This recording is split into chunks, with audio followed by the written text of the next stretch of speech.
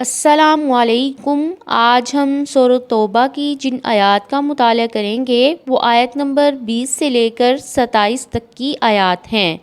اعوذ باللہ من الشیطان الرجیم، بسم اللہ الرحمن الرحیم۔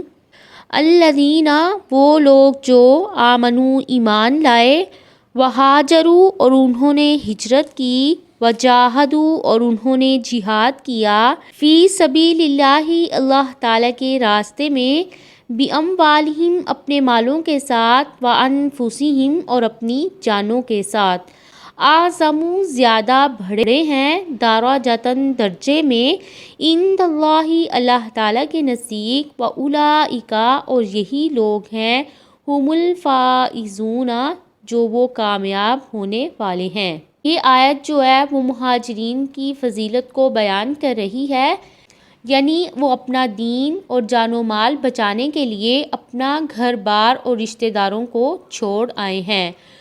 وَأُولَئِكَ هُمُ الْفَائِزُونَ، جن میں حضرت ابوبکر، حضرت عمر، عثمان، علی، ابو عبیدہ بن جراح، طلحہ، زبیر اور بہت سے صحابہ کرام شامل ہیں۔ اللہ تعالیٰ سب پر راضی ہو اور ہمیں ان کے ساتھ اٹھائے۔ قرآن خود ان کے آخرت میں کامیاب ہونے کی شہادت دے رہا ہے۔ معلوم ہوا جو لوگ انہیں برا بھلا کہتے ہیں اور ان پر لعنت بھیجتے ہیں وہ خود لعنتی ہیں۔ یبشرہم، خوشخبری دیتا ہے انہیں، ربہم ان کا رب، برحمت، رحمت کی، منہ اپنی طرف سے، ورضوان اور رضامندی کی، وجنات اور باغات کی، لہم ان کے لیے، فیہا ان میں، نعیم نعمتیں ہیں، مقیم قائم رہنے والی۔ اس سے پہلی آیت میں ہم نے 3 چیزوں کا ذکر پڑھا ہے، ایمان، جہاد اور ہجرت۔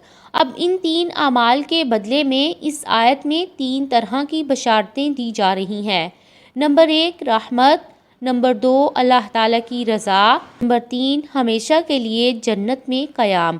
اللہ تعالیٰ کی رحمت و ایمان کی وجہ سے ہوگی، جس طرح سب اعمال سے افضل اللہ کی راہ میں اپنی جان اور مال کی قربانی پیش کرنا ہے، اسی طرح جنت کی سب نعمتوں میں سے بڑی نعمت اللہ تعالیٰ کی رضامندی ہے۔ خالدین فیہا، ہمیشہ رہنے والے ہیں ان میں، ابداً ہمیشہ ہمیشہ، ان اللہ، بے شک اللہ تعالیٰ، عندہ اس کے پاس، اجر عظیم، بہت بڑا اجر ہے۔ ایھا الذین آمنوا، اے لوگو جو ایمان لائے ہو، لا تتخذوا، نہ تم بناؤ، آباءکم اپنے آباء و اجداد کو، اخوانکم اور اپنے بھائیوں کو، اولیاء دوست، ان استحبوا اگر وہ ترجیح دیں، الکفر کفر کو، علی الایمان ایمان پر، ومن یتولہم اور جو کوئی دوستی رکھے گا انہیں، منکم تم میں سے، فاولئک پس یہی لوگ ہیں، ھم الظالمون جو وہ ظالم ہیں۔ ایمان کا تقاضا ہے کہ اگر باپ یا بھائی کافر ہوں تو ان سے قرابت تو کیا رفاقت بھی نہ رکھی جائے۔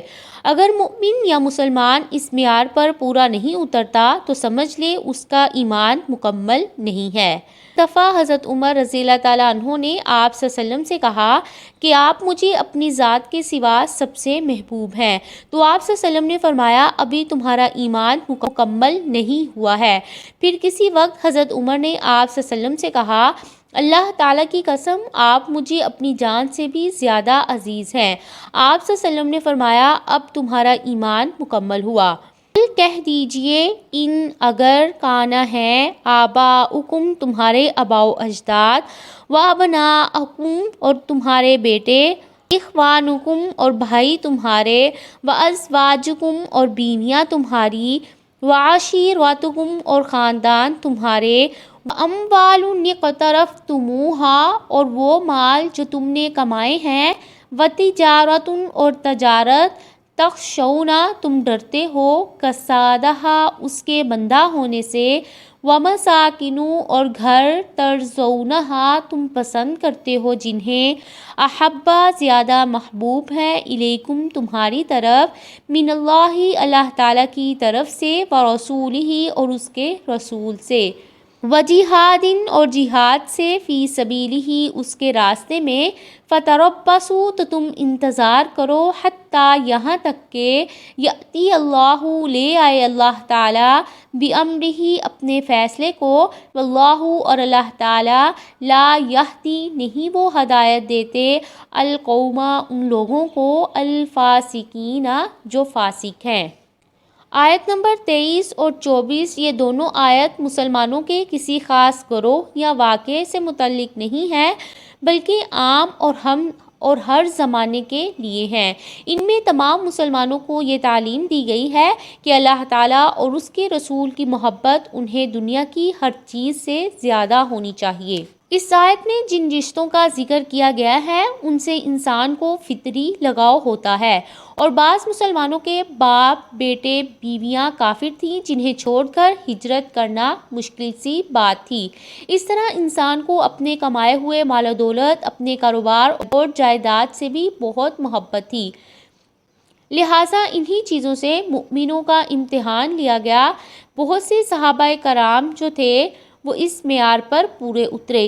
اس آیت میں مسلمانوں کو متنبہ کیا جا رہا ہے کہ اگر تم نے ان کمزوریوں کو دور نہ کیا، اپنی جان اور اموال سے جہاد کرنے میں کوتاہی کی، رشتہ داروں کی محبت اور دنیا طلبی کی راہ اختیار کی، اور خواہشات نفس میں پھنس کر اللہ تعالیٰ کے احکام کی تعمیل نہ کی، تو تمہیں حقیقی کامیابی نصیب نہیں ہوگی۔ جہاد چھوڑ دو گے تو اللہ تعالیٰ تم پر ایسی ذلت مسلط کر دیں گے جس سے تم کبھی نکل نہیں سکو گے۔ جہاد کی اہمیت بیان کرتے ہوئے آپ صلی اللہ علیہ وسلم نے فرمایا، جب تم بیع اینہ یعنی کسی کو معینہ مدت تک چیز ادھار دے کر پھر اس سے کم قیمت پر خرید لینا اختیار کر لو گے، اور گایوں کی دمیں پکڑ کر کھیتی باڑی پر راضی ہو جاؤ گے اور جہاد چھوڑ بیٹھو گے، تو اللہ تعالیٰ تم پر ایسی ذلت مسلط کر دیں گے جس سے تم اس وقت تک نکل نہیں سکو گے جب تک اپنے دین کی طرف نہیں لوٹو گے۔ لقد البتہ تحقیق نصرکم اللہ مدد کی تمہاری اللہ تعالیٰ نے، فی مواطن جگہوں میں، کثیرۃ بہت سی، بیوم حنین اور حنین کے دن، اس جب اعجبتکم بھلی لگی تمہیں، کثرتکم کثرت تمہاری، فلم تغنی پس نہیں اس نے فائدہ دیا، عنکم تمہیں، شیئن کچھ بھی، وضاقت اور تنگ ہو گئی، علیکم الارض تم پر زمین، بما باوجود اس کے، رحبت کہ وہ کشادہ تھی، ثم پھر، ولیتم پھر کہ تم، مدبرین پیٹھ پھیر کر۔ بدر میں اپنے انعامات کے تذکرے، جہاد کی ترغیب، کفار سے دوستی ترک کرنے کی تلقین، اور دنیا کی ہر چیز پر اللہ اور اس کے رسول اور جہاد فی سبیل اللہ کی ترجیح کے حکم کے بعد اب اللہ تعالیٰ نے اپنے کچھ مزید انعامات کو ذکر فرمایا ہے، جن میں حنین کا خاص ذکر فرمایا ہے۔ حنین مکہ معظمہ اور طائف کے درمیان ایک وادی ہے۔ یہاں دو مشہور قبیلے ہوازن اور ثقیف رہتے تھے۔ یہ فتح مکہ کے بعد مسلمانوں کے خلاف لڑنے کی تیاری کر رہے تھے۔ جن کا علم آپ صلی اللہ علیہ وسلم کو ہوا تو آپ 12,000 کا لشکر لے کر ان قبیلوں سے جنگ کرنے کے لیے حنین تشریف لے گئے۔ یہ فتح مکہ کے 18 یا 19 دن بعد ماہ شوال کا واقعہ ہے۔ مسلمانوں کی تعداد 12,000 اور دشمن کی تعداد صرف 4,000 تھی۔ مقابلہ ہوا تو ہوازن کے تیر اندازوں نے اس طرح تیروں کی بوچھار کی اور اس قدر بے جگری سے لڑے کہ اسلامی لشکر جو اپنی کثرت تعداد پر نازل ہونے کی وجہ سے کچھ بے خوف اور لاپرواہ ہو رہا تھا، ان کے چھکے چھوٹ گئے اور ان کے پاؤں اکھڑ گئے اور راہ فرار اختیار کی۔ میدان میں صرف نبی کریم صلی اللہ علیہ وسلم اور 100 کے قریب مسلمان رہ گئے۔ وسلم مسلمانوں کو پکار کر کہہ رہے تھے، اللہ کے بندو میرے پاس آؤ، میں اللہ تعالیٰ کا رسول ہوں۔ براء بن عازب رضی اللہ تعالیٰ عنہ فرماتے ہیں، جب لوگوں کو ندا دی گئی اس وقت آپ صلی اللہ علیہ وسلم یہ شعر پڑھ رہے تھے، ان النبیّ لا کاذب انا ابن عبد المطلب، اور فرما رہے تھے، اے اللہ اپنی نصرت فرما۔ آپ صلی اللہ علیہ وسلم نے حضرت عباس کو حکم دیا کہ وہ مسلمانوں کو جمع کرنے کے لیے آواز دیں، چنانچہ ان کی ندا سن کے مسلمان سخت پشیمان ہوئے اور دوبارہ میدان میں آ گئے، پھر اسی طرح جم کر لڑے اور اللہ تعالیٰ نے فتح عطا فرمائی۔ انزلہ اتاری اللہ تعالیٰ نے سکینتہ اپنی سکینت، علی رسولہ اپنے رسول پر، وعلی المؤمنین اور مؤمنوں پر، وانزلہ اور اس نے اتارا، جنوداً ایسے لشکر، لم تروہا نہیں دیکھا تم نے انہیں، وعذب اور اس نے عذاب دیا، الذین ان لوگوں کو جنہوں نے کافروا کفر کیا، وذالک اور یہی ہے جزاء بدلہ، الکافرین کافروں کا۔ اللہ تعالیٰ نے ان پر سکینت نازل فرما کر مدد فرمائی، جس سے ان کے دلوں سے دشمن کا خوف دور ہو گیا۔ فرشتوں کا نزول ہوا۔ اس جنگ میں مسلمانوں نے 6000 قیدی بنائے، جنہیں بعد میں نبی کریم صلی اللہ علیہ وسلم کی درخواست پر چھوڑ دیا گیا تھا، اور بہت سا مال غنیمت حاصل ہوا۔ جنگ کے بعد ان کے بہت سے سردار بھی مسلمان ہو گئے۔ ثم پھر یتوب اللہ توبہ قبول کی اللہ تعالیٰ نے، من بعد ذالک اس کے بعد، علی من یشاء جس پر وہ چاہے گا، واللہ اور اللہ تعالیٰ، غفور بہت بخشنے والا ہے، رحیم نہایت رحم کرنے والا ہے۔ غزوہ حنین کے تقریباً 20 روز بعد حوازن کے بقیہ لوگ مسلمان ہو کر جعرانہ کے مقام پر نبی کریم صلی اللہ علیہ وسلم کی خدمت میں حاضر ہوئے۔ رسول اللہ صلی اللہ علیہ وسلم کا ان لوگوں سے رضائی رشتہ بھی تھا، کیونکہ آپ کی رضائی ماں حلیمہ انہی سے تھی۔ اللہ تعالیٰ نے ان سب کو مسلمان ہونے کی توفیق بخشی۔ یہ اپنے اموال اور قیدی واپس لینے کی درخواست لے کر آئے۔ آپ نے فرمایا، تم نے آنے میں دیر کر دی، میں نے غنیمت تقسیم کرنے سے پہلے تمہارا بہت انتظار کیا۔ اب دیکھ رہے ہو یہ لشکر میرے ساتھ ہے، اب ایک چیز کا انتخاب کر لو، یا اپنے مال لے لو یا قیدی۔ انہوں نے کہا، آپ ہمارے قیدی آزاد کر دیں۔ جو 6000 کے قریب تھے، سب مسلمانوں کو ترغیب دلا کر آزاد کر دیا، البتہ مال غنیمت کو واپس نہیں کیا گیا۔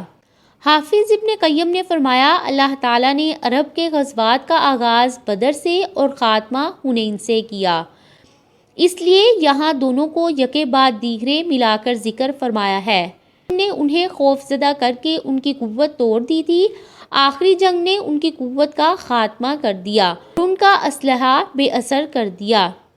ادھر اس آخری جنگ میں مسلمانوں کو یہ سبق بھی خوب یاد کروا دیا کہ جنگ میں فتح تمہاری کثرت یا اسلحے کی بڑھتی کی وجہ سے نہیں ہے، بلکہ دین کی برکت اور اللہ تعالیٰ کی مدد سے حاصل ہوتی ہے۔